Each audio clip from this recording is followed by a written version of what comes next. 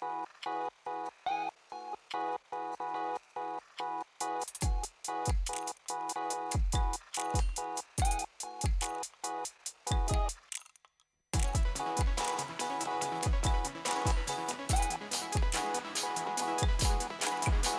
aquí estamos en el último bloque de Apuntes en el 30 de la TDA. Vamos a hablar de la inscripción a la cuarta cohorte de diplomatura en Educación Sexual Integral, pero me va a permitir esto hablar con nuestra invitada, que es Marta Abate, sobre Educación Sexual Integral. Vamos a decir que ella es licenciada en Psicología por la Universidad Nacional de Córdoba, especialista en docencia universitaria por la Facultad de Filosofía y Letras de la Universidad Nacional de Cuyo, y se desempeña como profesora de Psicología de Desarrollo en la Facultad de Educación, entre otras cosas, porque si tengo que nombrar todo se me termina el programa. Marta, ¿cómo le va? Está bien, muy bien. ¿Cómo está? Gracias por venir, porque nos parece muy interesante hablar de este tema. Sobre todo porque la pregunta en este caso sería, ¿se aplica la educación sexual integral en la provincia de Mendoza? Digo esto porque uno conoce por ahí chicos que van a la escuela, adolescentes que por ahí tienen inquietudes y sienten que tal vez no tienen la respuesta que ellos quieren. ¿Cómo es la implementación de la ESI en Mendoza? La implementación en Mendoza es un proceso que va muy lento, tal vez bastante más lento que lo que se hubiera esperado desde el año 2006, en el que se sancionó la ley que establece la obligatoriedad de la ESI en todos los niveles y modalidades del sistema educativo. Sí. Y que, en definitiva, originalmente se preveía implementarla en 4 años y han pasado ya en este momento 17 años. ¿Y por qué pasa eso? Hay varios factores, no se trataría solo de una única cuestión. En primer lugar, en general, lo que falta todavía es mucho proceso de capacitación de quienes deben implementarlas, que son básicamente los docentes de todos los niveles y de todas las áreas. Por otro lado, hay todavía circuitos de resistencias bastante importantes en distintos núcleos sociales, que no son precisamente los estudiantes, digamos. No, los estudiantes, eso está claro. Ellos tienen esa necesidad y la demandan, de hecho, a la educación sexual año integral. tras año vamos viendo cómo aumenta la demanda de los estudiantes de todos los niveles. Que ya en estos últimos tiempos reclaman como a viva voz la necesidad de ESI, ¿no? Bueno, Marta, y ahí entonces su respuesta va a ser fundamental, porque yo me imagino que muchos papás, mamás, responsables de esos chicos que están demandando la educación sexual integral, explicarles por qué es tan importante, ¿no? Porque a veces da la sensación, hemos avanzado en un montón de cosas, pero le falta convencer a los papás de que es importante la ESI, ¿no? Sí, falta difundir suficientemente a nivel social a qué refiere precisamente la ESI, ¿no? Y en primer lugar, tener claro que educación sexual recibimos siempre, todos, de todas maneras, y siempre ha existido, digamos, a lo largo de siglos, en la medida en que se nos va enseñando quién ser, cómo desempeñarnos, en función de si hemos nacido con un cuerpo con determinado formato o otro determinado formato, y por lo tanto se nos ha asignado un género, en principio binario, hombres o mujeres, y luego todo nuestro proceso de socialización y educación, formal y no formal esencialmente, consiste en prepararnos para ser hombres y para ser mujeres. Sí. Con todo lo que eso conlleva, en términos de lo que está permitido, lo que está promovido y lo que está prohibido también, para unos y para otros. Eso ha ocurrido siempre, sigue ocurriendo, solo que desde la existencia de la ley se plantea que este proceso, que lo hacemos de modo implícito, con pocas palabras, con más mandatos subrepticios que información académica, racional, científica, sino básicamente anclado en creencias que heredamos de generación en generación, la ley plantea que lo tornemos explícito, planificado, sostenido por información académica y científica.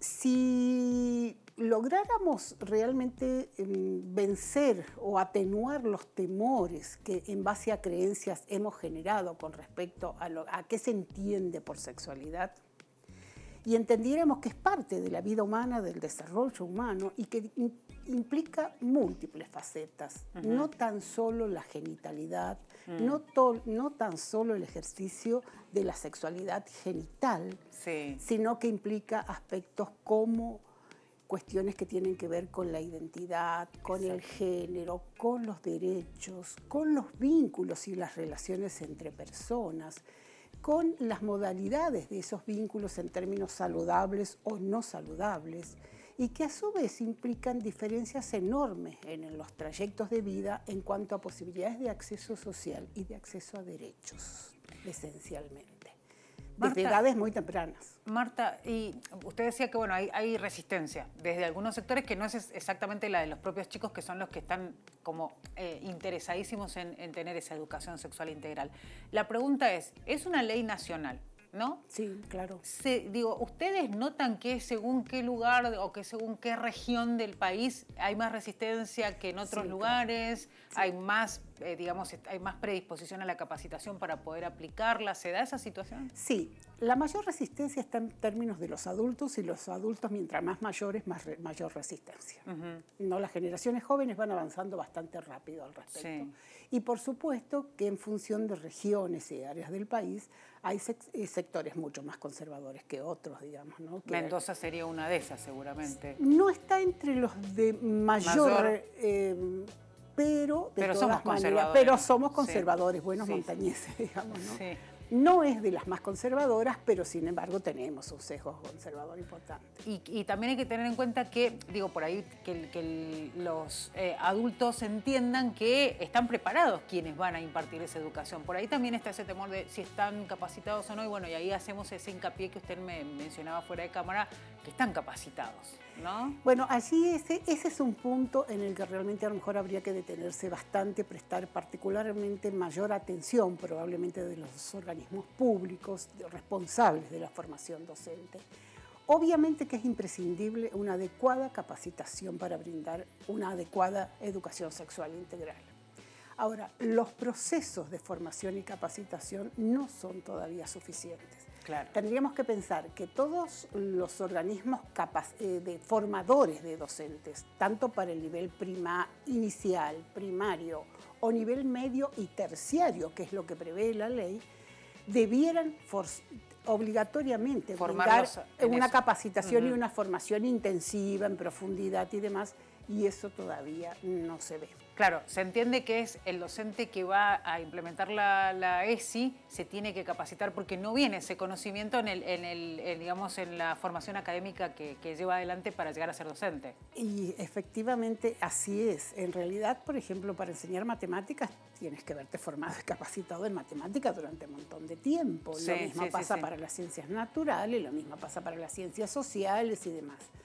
De modo que la formación y la capacitación para brindar ESI también debiera atravesar todos los planes de estudio de formación docente. Y eso es lo que todavía falla bastante. ¿Hay algún registro de la cantidad de docentes que están capacitados hoy en Mendoza, por ejemplo? ¿Tienen un número más o menos o un porcentaje de docentes? Yo no te podría asegurar un número siendo consciente de que es una cifra más o menos valedera.